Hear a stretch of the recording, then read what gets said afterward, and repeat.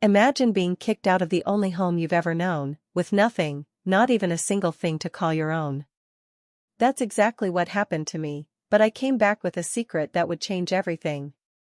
Stick with me while I share my story, and if it touches you, don't forget to support our channel by hitting that subscribe button, dropping a like, and sharing it with the people you care about. My name is Samantha Taylor, and I thought I was stepping into a life full of love and happiness when I married Chris Evans. Chris had always seemed kind and caring, and I believed his family would welcome me as one of their own. I pictured dinners with his parents, laughter, and being part of a warm, supportive household. I never imagined the nightmare that awaited me. Just a few weeks after our wedding, everything changed.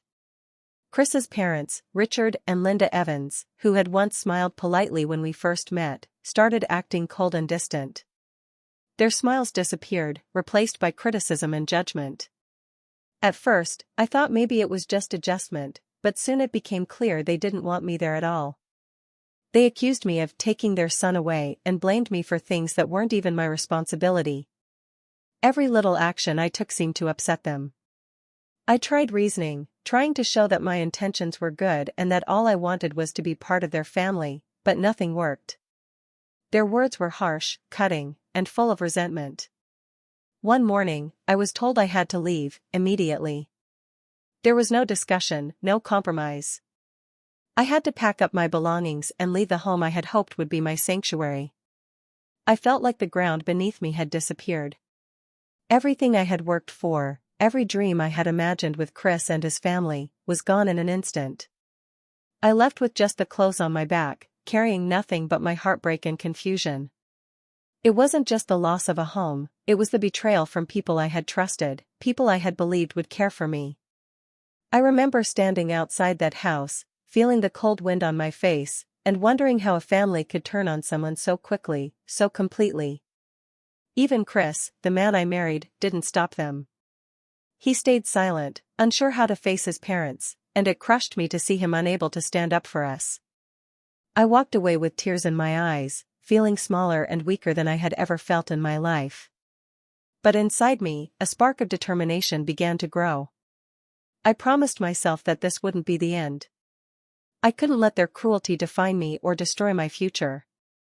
I would find a way to reclaim my life, to regain my strength, and to show that being thrown out with nothing didn't mean I was powerless.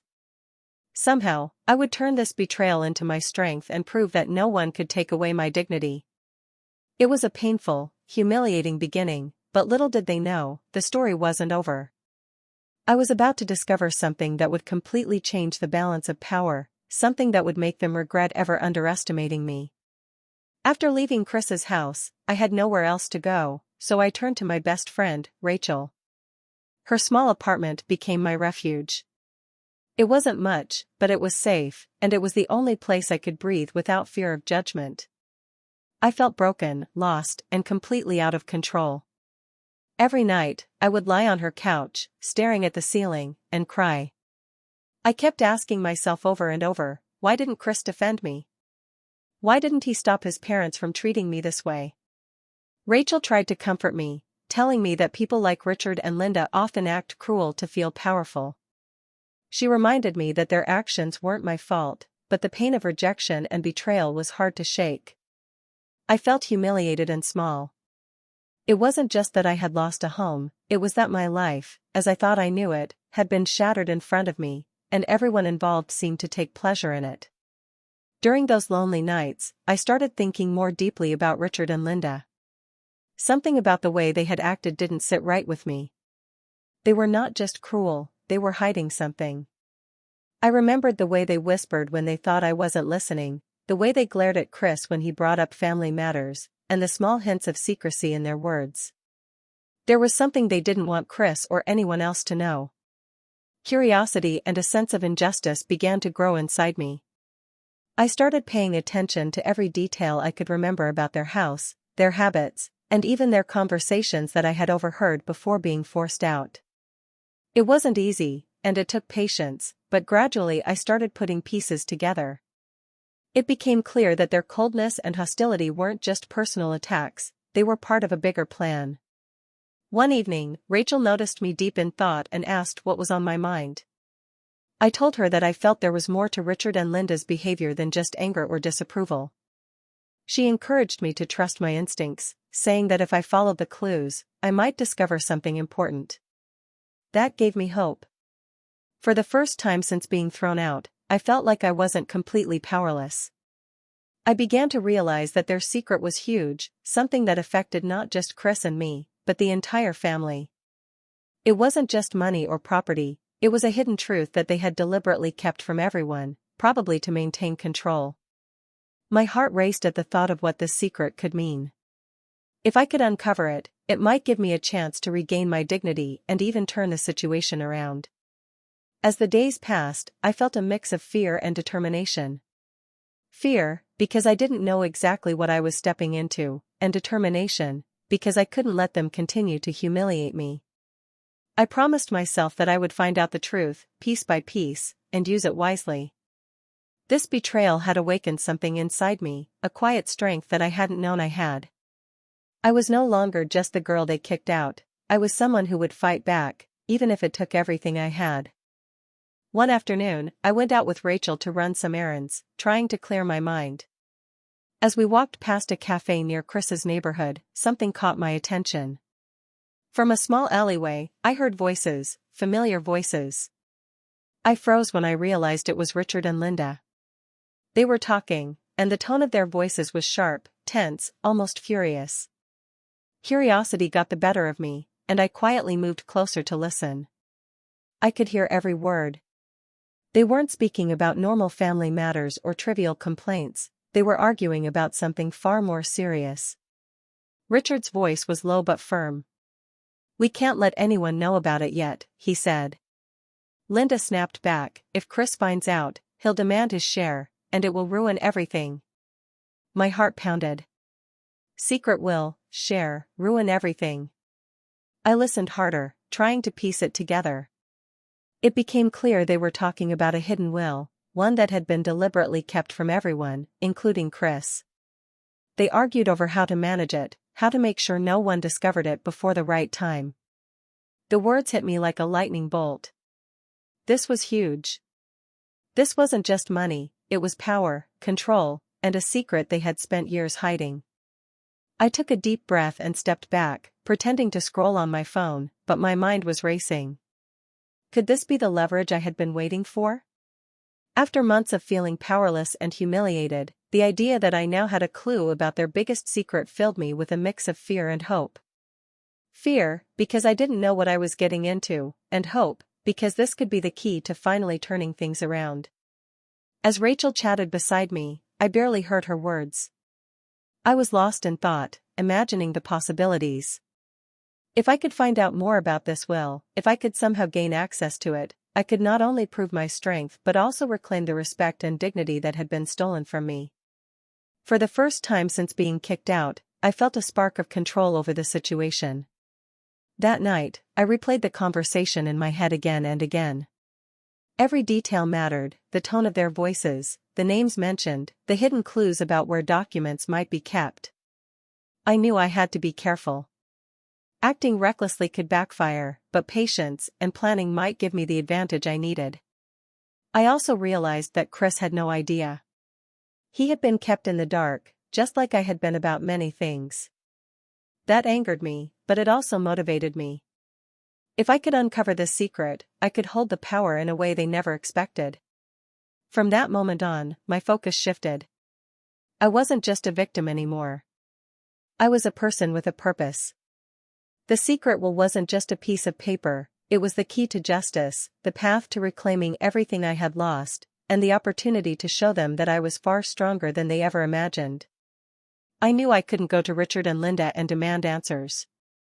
They would only mock me, twist my words, and make me feel smaller than before. If I confronted them without proof or power, they would shut me down before I could even finish a sentence. So I told myself that rushing in wasn't an option. I needed a plan, something calm, smart, and steady. If they had played their game for years, then I needed to learn how to play mine with patience. I decided to rebuild my life from the ground up, quietly and without drawing attention. I knew that if I had my own money, my own stability, and my own network of people, I wouldn't be vulnerable anymore. I wouldn't have to depend on Chris or anyone in his family. Rachel stood by me through everything and encouraged me to use my skills instead of letting the pain consume me. She helped me see that I didn't have to wait for someone else to save me. I could save myself. With her help, I started a small online business. It wasn't glamorous at first. I sold handmade items, customized designs, anything I could create with my own hands. I worked late into the night, sometimes until dawn, trying to make enough to cover basic expenses. I was tired most days, but for the first time in a long time, I felt in control of something. Every order I shipped gave me a little hope. Every message from a satisfied customer pushed me to keep going. While my business slowly grew, I never stopped watching the Evans family from a distance. Not in a desperate way, but in a strategic one. I paid attention to everything: what events they attended, who they talked to, and how they behaved in public. I kept track of Chris too. Even though the thought of him still hurt, I knew he was an important piece in this story. I needed to know what he knew and what he didn't. And clearly, he still had no idea about the secret Will his parents were hiding. I noticed that Richard and Linda were acting more cautious than before. They were meeting people quietly, avoiding certain topics in public. It confirmed that the secret Will was something they feared being revealed. That fear gave me motivation. They had all the wealth and status, but deep down, they were terrified of losing control. As my business became more stable, I started saving money. I cut every unnecessary expense and put everything I earned into building my independence. It wasn't easy, but slowly, my life began to take shape again. I wasn't the same woman who had walked out of their house with empty hands. I was growing, learning, and getting stronger every day without them knowing. I knew the timing had to be perfect. I couldn't rush, but I also couldn't let the opportunity slip away. The goal was simple: return when they least expected it, when they believed I had disappeared and given up. That was exactly when I would walk back into their lives with power they could never take away. Every day I reminded myself of one thing: revenge didn't always come from anger. Sometimes it came from patience, silence, and becoming better than the people who tried to break you. And slowly, quietly, I was becoming that person. Months passed, and life slowly started moving again, though the weight of everything that happened still sat heavy inside me. My business was growing, not fast, but steady enough to give me confidence. I stayed focused, patient, and quiet, just like I had planned. I didn't want anyone from the Evans family to know how much stronger I was becoming. One evening, Rachel asked me to join her at a restaurant where she was meeting some friends. I agreed, thinking it would be a simple distraction. But as soon as I stepped inside, my heart froze. At a large table across the room sat Chris, surrounded by his family. It looked like a birthday or some family celebration. For a second, I hoped he would look up and at least acknowledge me, maybe even ask how I had been. But he didn't. His eyes brushed past me like I was a stranger. That one small gesture hurt more than I expected. It showed me how deep his loyalty to his parents ran, and how easily he had let me go. I didn't stay long. Seeing them together, the perfect image they always tried to show the world, made my chest tighten. They acted like nothing was wrong, like they hadn't thrown me out with nothing. Richard and Linda laughed loudly, dressed in expensive clothes, showing off their wealth like it was a crown. But beneath all that shine, I knew something they didn't know I knew: their empire wasn't as perfect as they pretended. It had cracks, and those cracks were getting bigger. After that dinner, something inside me shifted. The pain from seeing Chris ignore me turned into a new kind of determination. I realized that if he wasn't going to see the truth himself, then I needed to make sure the truth reached him in a way no one could deny. But first, I needed evidence, proof of everything they had done and everything they were hiding. So I started digging. Quietly. Carefully. Patiently. I knew people who worked near the Evans family's businesses, and I asked harmless questions that didn't raise suspicion. Rachel helped me look through public records, property documents, and any information that was open to the public. I kept track of their transactions, their sudden meetings, and the changes in their behavior. As I dug deeper, the image of their perfect life began to crumble. There were inconsistencies in their financial records, missing documents, and unusual transfers of money. It became clear that the secret wasn't the only thing they were hiding. They had been manipulating accounts, hiding assets, and keeping Chris completely out of the loop. My hands would shake sometimes as I uncovered more and more, but I kept going. Every new detail felt like another piece of the puzzle falling into place. I collected copies of documents, saved recordings of conversations, and organized everything carefully. I wasn't doing this out of anger anymore, it had become about justice. They had thrown me away like I didn't matter. They had used their power to silence me. But now, without even realizing it, they were giving me everything I needed to expose the truth and finally stand up for myself. The tension grew every day, and I could feel the moment coming when everything would change. All I needed was the right time, and I knew it was getting close. One night, after working late on my business and reviewing the documents I had collected, I felt completely drained. The exhaustion wasn't just physical, it was emotional. I sat alone in my small apartment, staring at the walls, thinking about everything I had been through. All the humiliation, all the nights I had cried myself to sleep, all the loneliness and rejection came rushing back. It felt like the weight of the Evans family and their cruelty was pressing down on me, and for a moment, I wondered if it was all worth it. I thought about the countless times I had felt powerless, kicked out of their home, and ignored by Chris. I questioned myself, was this plan for revenge really going to make a difference? Maybe it would only bring more pain, or worse, it could fail, leaving me with nothing once again. The fear of failure made my chest tighten, and tears threatened to fall. I felt small, vulnerable, and unsure if I had the strength to continue. Then, in the quiet of that night, I remembered something my late grandmother had once told me. Her voice echoed in my mind, "Power comes to those who endure and plan." I could almost hear her sitting beside me, her hand on my shoulder, reminding me that patience and strategy were stronger than anger alone. Her words brought a flicker of clarity in the darkness. I realized that my exhaustion and doubts were just a part of the journey. Every night I had cried, every moment I had felt weak, had actually been preparing me for this moment. I had endured, and I had planned. The pieces were coming together, and giving up now would erase all the effort I had put into reclaiming my life and dignity. I took a deep breath and made a choice. I would not let despair take over. I reminded myself that revenge wasn't about acting impulsively or letting anger control me, it was about patience, strategy, and timing. The Evans family might think they had power over me, but they had underestimated my ability to endure, to rebuild, and to fight back quietly.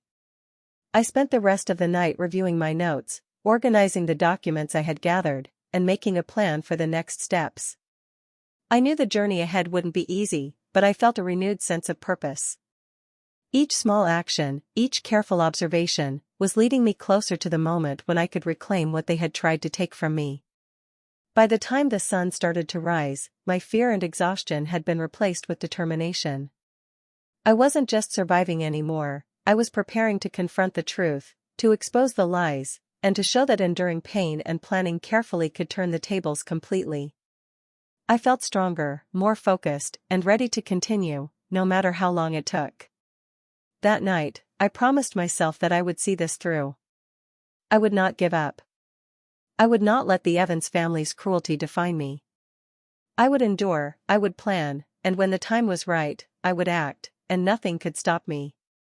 A year had passed since I was forced out of the Evans house, and during that time I had changed.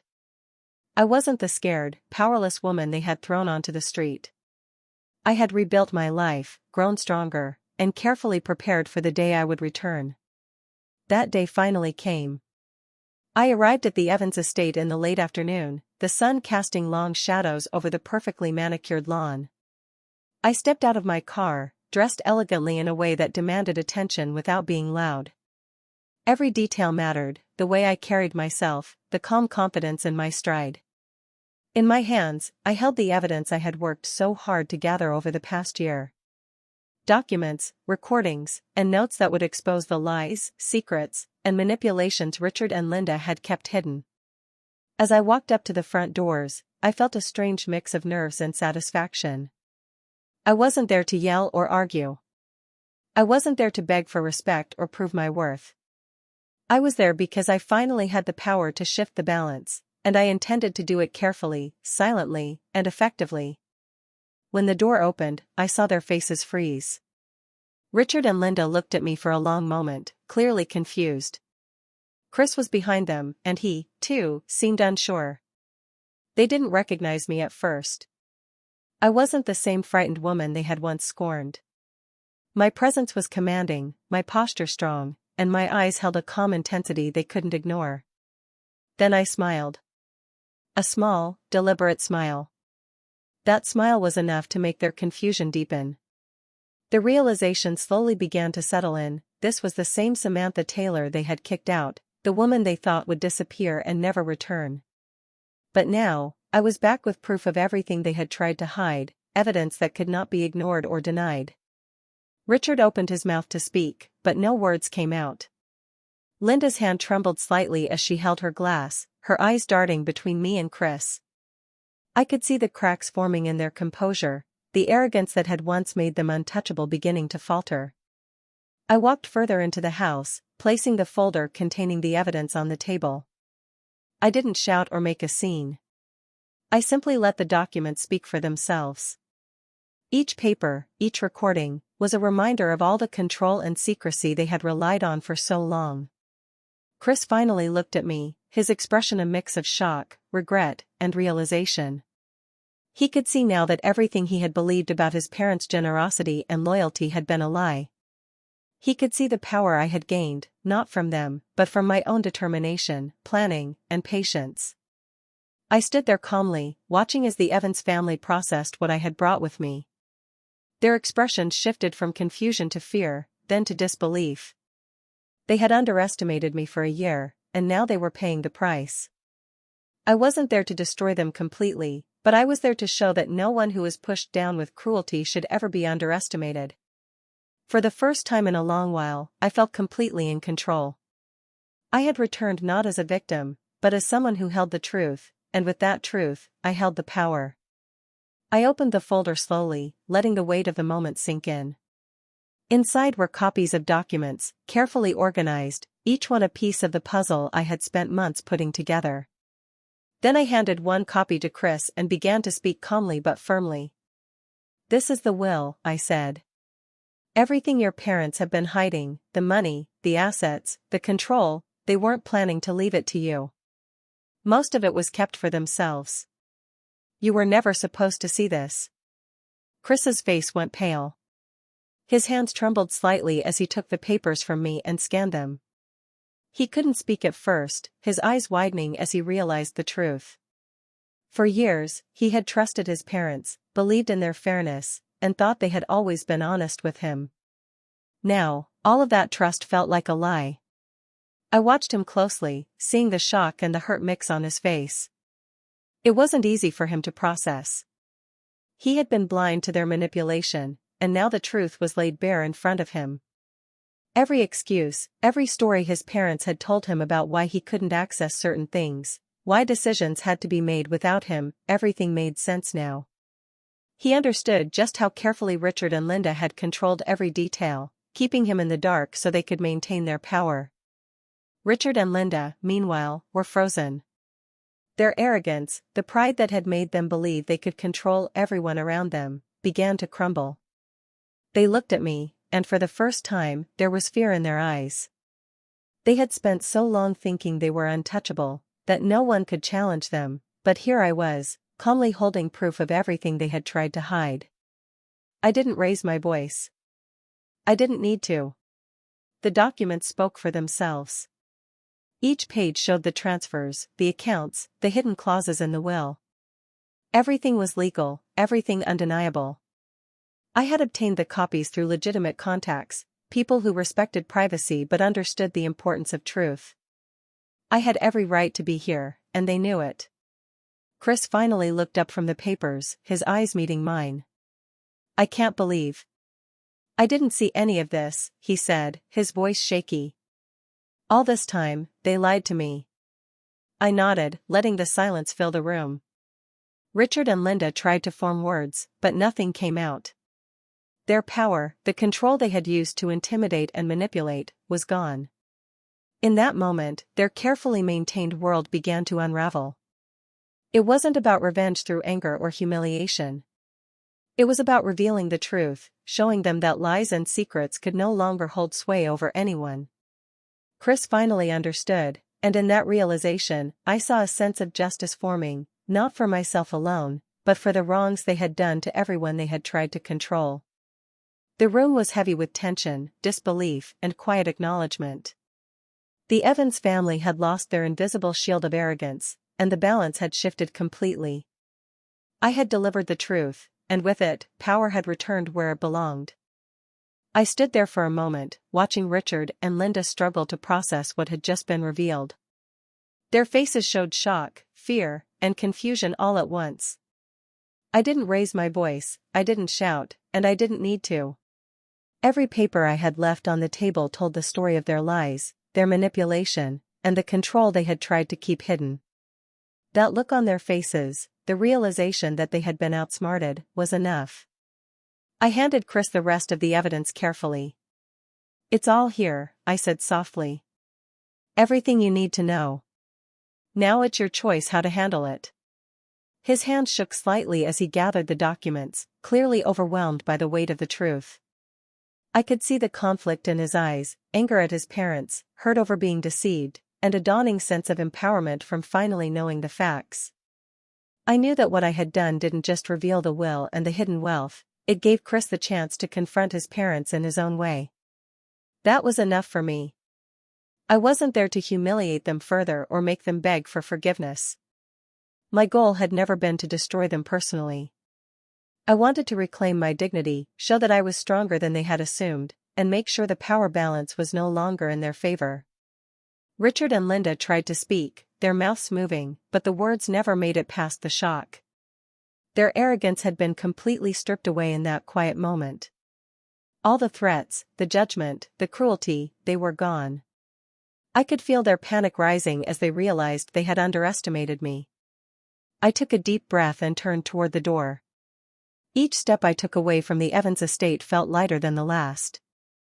I had carried the weight of humiliation, heartbreak, and fear for so long, and now I was leaving with a sense of freedom I hadn't felt in years. I wasn't running away. I was walking out as someone who had endured, planned, and succeeded without losing her integrity or composure. As I reached my car, I looked back once. Chris was still inside, going over the evidence I had left him. Richard and Linda stood behind him, speechless, their pride shattered. I didn't need to see more. The message had been delivered. Silence had spoken louder than any confrontation could. The drive home was peaceful. I felt calm, collected, and finally free. The anger and pain that had followed me for months had transformed into a quiet confidence. I had acted with patience, strategy, and precision. I hadn't needed to stoop to their level, and in doing so, I proved to myself that true strength doesn't always shout, it shows quietly, clearly, and decisively. That day, I reclaimed my life. I didn't just leave the Evans estate, I left behind the fear, the humiliation, and the control they had tried to keep over me. For the first time in a long time, I was free, and I knew that nothing they could do would ever take that freedom away. Months passed after I left the Evans estate, and life slowly settled into a new rhythm. I had rebuilt myself from the ground up, stronger, wiser, and more confident than I had ever been before. The pain and humiliation I had carried for so long began to fade, replaced by a sense of accomplishment and inner strength. I realized that enduring everything I had gone through had taught me lessons I could never have learned any other way. Chris and I began to repair our relationship. The distance and the truth about his parents had changed him too. He saw me not just as his wife, but as someone who had stood her ground, stayed patient, and acted with intelligence and dignity. We talked openly about everything, the betrayal, the lies, and the years of manipulation. Slowly, trust began to grow between us again, but this time it was stronger and more honest. I never allowed Richard and Linda back into my life. Their actions had caused too much pain, and I knew that forgiveness didn't mean forgetting. My life had moved beyond the need for their approval or recognition. I focused on building a future where I could thrive, surrounded by people who truly cared for me and supported me. I realized that my revenge had never been about money, or about proving something to the world. It had been about reclaiming my dignity, demanding justice, and showing that no one should be allowed to humiliate and control another person with impunity. Every day, I reminded myself how far I had come.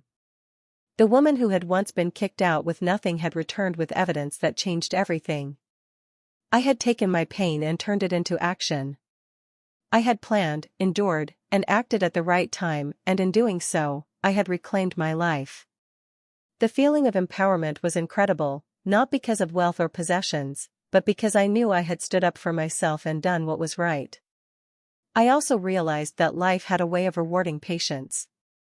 Had I rushed, acted impulsively, or let anger dictate my actions, I might have lost everything again. Instead, by staying focused and calm, I had achieved something far greater than revenge. I had created freedom and respect for myself. Every choice I had made, every late night working on my business and gathering information, had brought me to this place of peace and strength. Looking back, I understood one simple truth: sometimes, the people who kick you down think they have won. They believe their control and cruelty are permanent, that their arrogance is untouchable. But with patience, courage, and careful strategy, the tables can turn in ways no one expects. Now, I live my life fully, with confidence and pride. I am stronger, wiser, and no longer defined by the actions of others. The Evans family is a part of my past, but my future is entirely my own. I have learned that true power comes from endurance, careful planning, and knowing your own worth, and that knowledge is something no one can ever take away.